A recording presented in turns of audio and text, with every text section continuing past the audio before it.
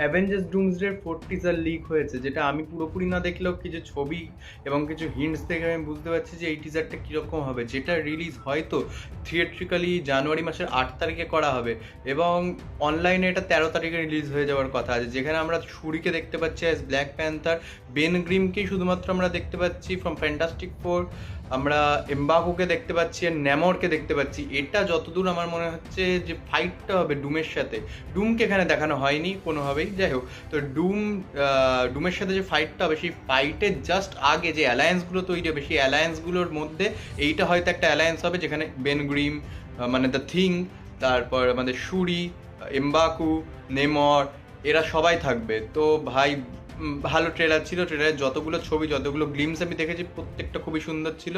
এবং শোনা যাচ্ছে যে 4টে টিজার বেরোনোর কথা থাকলেও একটা ফাইনাল টিজার, যেটা পুরোপুরি একটা ফুল ফ্লেজেড টিজার হবে, সেই টিজারটা এর পরের সপ্তাহে রিলিজ হবে, যেটা শোনা যাচ্ছে। তো ভাই রেডি থাকো, আমরা 5th টিজার নিয়ে খুব তাড়াতাড়ি আলোচনা করব। জাস্ট একবার দেখে নি ভাই, আমি খুব এক্সাইটেড যে এরপর কি হবে। আর 1 বছর নেই ভাই, স্পাইডারম্যান চলে আসবে খুব তাড়াতাড়ি, স্পাইডারম্যানের টিজারও জানুয়ারি মাসেই রিলিজ করে দেওয়া হবে। তো ভাই জাস্ট ওয়েট করো ভাই, এই বছরটা পিক হতে চলেছে প্রত্যেকটা মার্ভেল ফ্যানদের জন্য।